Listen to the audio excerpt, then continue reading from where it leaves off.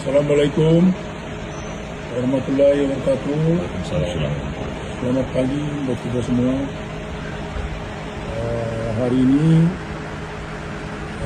saya di kediaman saya sendiri dan saya mengundang Mas Sunan, Mas Agus untuk kita ingin menanggapi kemarin ada beberapa wartawan datang ke Komisi 3 untuk mendesak Komisi 3 untuk saya segera ditangkap.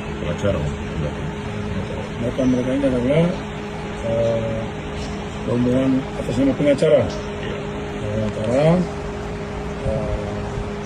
Artinya saya sendiri pun merasa terganggu. Karena negara ini negara hukum.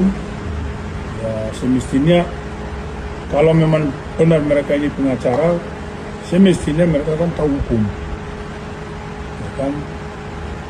Tidak ada hujan, tidak ada angin, tiba-tiba mereka muncul di Komisi 3 untuk mendesak Komisi 3 segera melakukan penangkapan. Jadi ya memang kaget juga sih, kagetan. Istri anak pun semua keluarga kaget. Artinya ini semacam pengancaman ya, provokasi. Dan satrapi terhadap anak istri saya. Intinya karena negara ini negara hukum, kita akan bawa karena hukum. Kalau nanti saya pakai cara saya, nanti bilang preman lagi kan gitu. Ya. Tapi karena saya juga mengerti hukum, saya tidak akan pakai cara saya. Tetapi nanti akan Mas Sunan dan Mas Agus untuk sebentar ini mau ada komplainsi pers, sekalian mau klarifikasi. Mungkin dalam waktu dekat ini kita akan bawa karena hukum.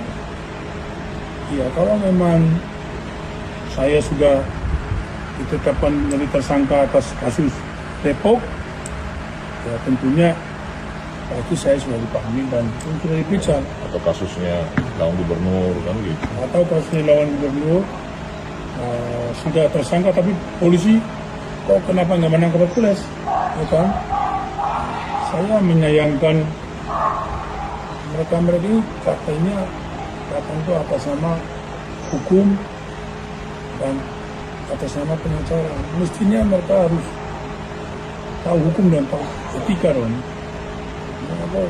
Kok bisa kayak orang gelandangan gitu loh. Pijakan serta landasan kami dalam menjalankan fungsi pengawasan, dan nanti ini akan kami sampaikan kepada seluruh pimpinan Komisi 3 di dalam rapat internal yang akan kami gelar minggu depan. Mudah-mudahan kita akan berikan update-nya nanti apa yang akan menjadi penanganan-penanganan ke depan yang lebih lanjut lagi. Mungkin itu saja saya berikan kepada Pak Saur untuk closing statement sedikit saja Pak, karena kami jam 3 ada agenda lagi yang lain. Ya, makasih. Masih ada kemewahan kita setengah jam dari rencana kita, mungkin 5 menit saja.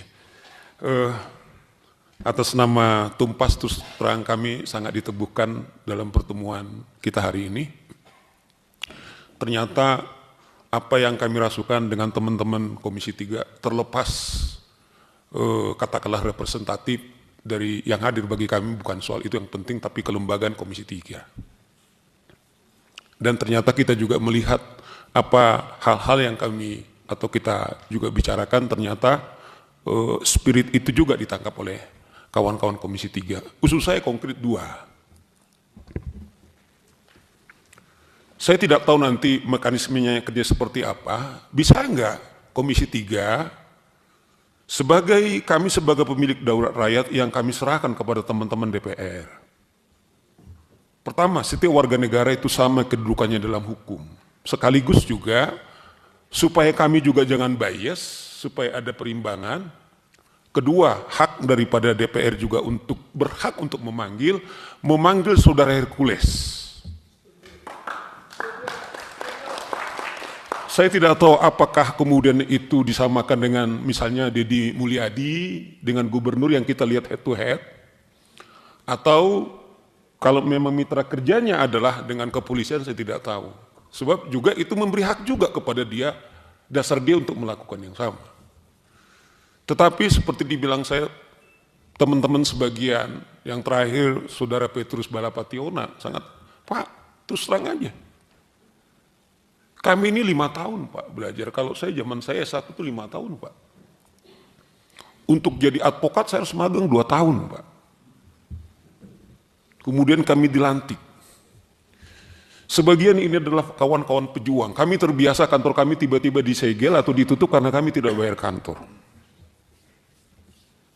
Kami berjanji setiap pro bono pimpinan, saya tidak pernah menerima. Ini teman-teman saya lama, teman saya perjuangan. Alhamdulillah, asal saya ajak mereka berjuang, mereka tahu.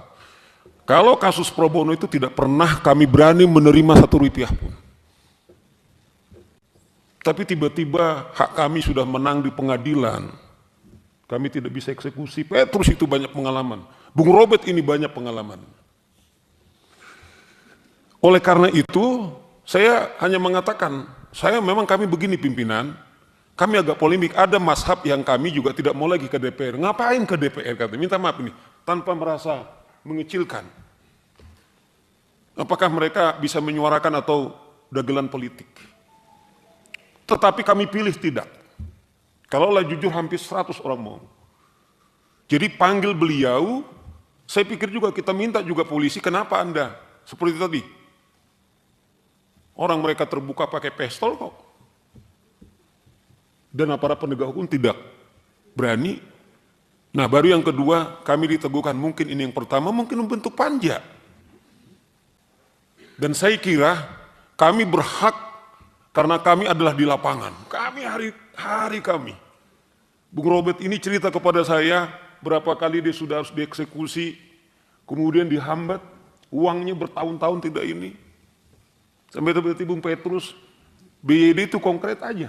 Hampir lari dari Indonesia, mau lari kepada negara lain karena keadaannya. Semoga kami pertemuan kita, kami sangat terhormat, ini ada tindak lanjut, tetapi konkretnya, coba. Sekaligus dia mau datang apa enggak? Jangan-jangan waktu di KPK pimpinan, dia bilang sama wartawan, katanya, coba viral Pak. Saya ngomong ini kan justru saya nggak jujur kalau saya dengar. Kamu jangan coba-coba.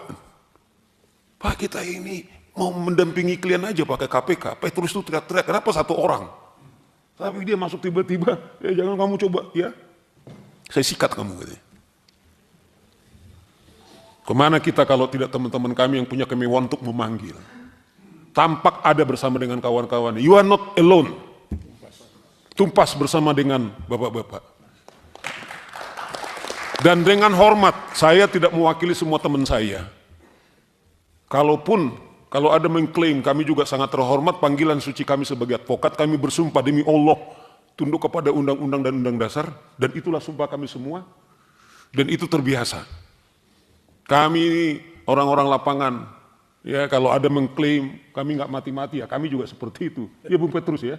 Nah semoga ini juga betul-betul membuat energi kita sama, dan kemudian ini bisa betul-betul kita bisa selesaikan, sehingga pedagang kaki 5, kemudian para pengusaha kita, kalau saya dengar kemarin ikatan sudah sekian puluh tahun Pak, kami sekarang ini tiba-tiba bisa berbicara katanya. 10 tahun kami Pak, tiba-tiba datang jatah mereka 10% katanya.